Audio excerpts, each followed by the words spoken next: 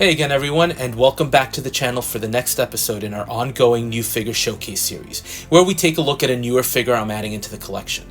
Now today's episode is going to be a little interesting because it's not really a figure, it's more of an accessory to a figure we previously looked at, and that figure was the DID Corp John Dunbar from Dances with Wolves, which was a great figure.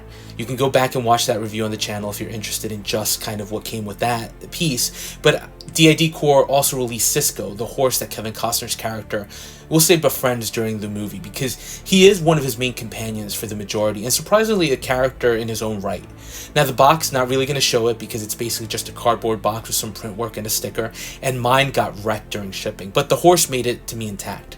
Now, we first see John Dunbar use Cisco in the beginning of the movie when he runs across no man's land in front of the Union and Confederate lines. And then, of course, the Sioux tribe keeps trying to steal him from John, and the horse always trumps them and ends up returning to his friend. So lots of story tidbits here, including the sad ending where the Union soldiers do end up killing the horse. So it's a sad movie when all is said and done, but a pivotal part of the movie. But DID Corp added something here that definitely complements the story and adds to the base figure. Now the horse is a resin, so not articulated at all. It's basically a static statue piece. DID is calling this the standing version, which begs the question if they're going to do a galloping version later on. Not sure I'd need that, but just an interesting note.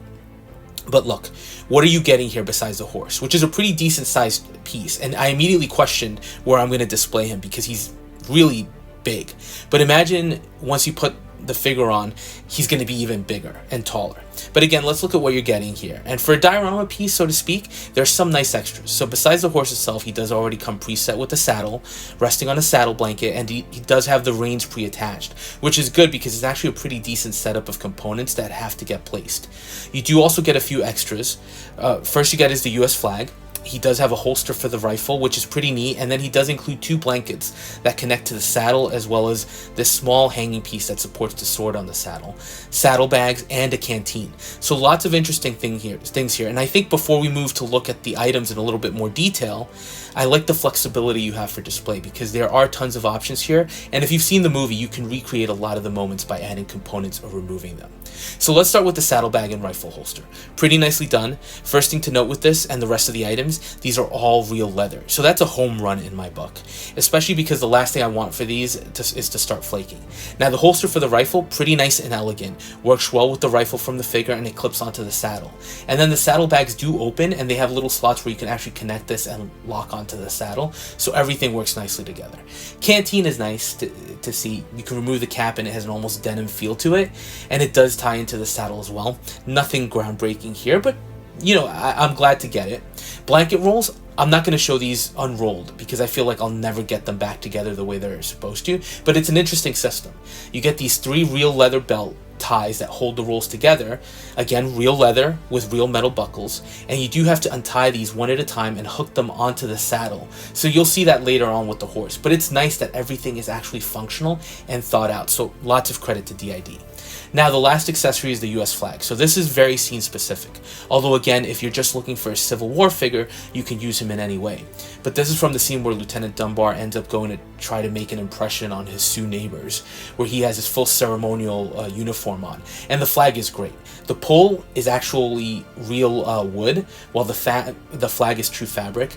I might have liked the wired element to it just to hold the flag open in an unfurled position, but it looks nice with the actual print. And maybe the only slight nitpick, it would have been nice to have this actually be embroidered as opposed to printed, but that's asking for a lot. So now let's look at the horse by itself. Like I mentioned, the scale here is actually something else. It's big, but look, the big thing here is it's a stunning piece. Even though it's resin cast, there is a ton of detail on the body, where you can see the muscles showing on the neck and on the legs, and the paintwork here, somehow they made this look and feel like real horsehair. You can kind of pick it up on the camera with the striations throughout, and also the nice color variations as you get to his lower legs. Just stunning work throughout, down to the hooves. You can also see the detail work on the saddle. Really stunning with the eyelets on the front and the back to receive the leather straps for the blanket rolls, and even the stirrups on the sides look great, with the black leather on the exterior and the tan leather within. Just impressive, which shouldn't come as much of a surprise with DID. The mane and the tail too are real hair. Well, not sure the material, right? But it's meant to be real, so you do have to do some futzing around with it to get it to look good. But it just impresses. Phase 2 on the horse is stunning. Eyes look very lifelike, and the ears are sculpted beautifully. Even the detail work on the muzzle is stunning, where you see that color shift towards the nostrils, and the detail too on the eyelids. It's just impressive. I can't say that enough. And the reins too, with the harness, beautifully recreated. And I like that you get the piece by the ears where he has the gold US stamped metal coins on the sides. Just adds to the detail work and realism. And the front of his chest harness has that gold heart that's clearly evident in the movie throughout. So that's cool. On the other side, it's basically the same, just with the legs posed a little bit differently. Biggest distinctive element here is the brand on the side of the body by his neck. We see it in the movie too, and here you have to actually place it on yourself, since it is a decal. So you have to soak it in water and place it down. That was a little annoying, not gonna lie, because trying to get that right, nightmare. So look, this is a companion piece, so it really comes to life with the figure.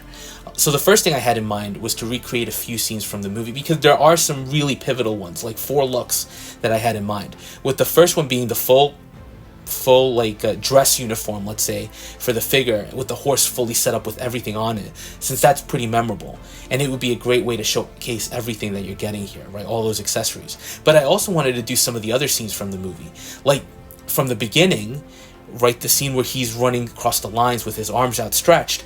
Granted, the horse isn't in a galloping pose, but that's something that we remember from the movie, so I wanted to recreate those, right? The next thought that I had was, there's the scene from the buffalo hunt where at the end, once they've killed a couple of the buffalo, there's a small Sioux, I think he's a kid, that is about to get attacked by a wounded alpha, and John Dunbar has to stand on the saddle with the rifle, and he puts up the sight. So I wanted to recreate that here as well, because again, with this, you could definitely use it as a Civil War figure, but there's a lot to recreate.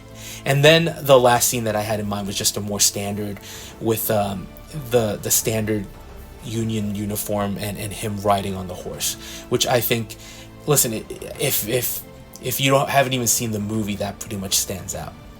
So look, as you see those poses in the video, my overall impressions here are, this was a great release by DID, and something very different from anything I have in my collection.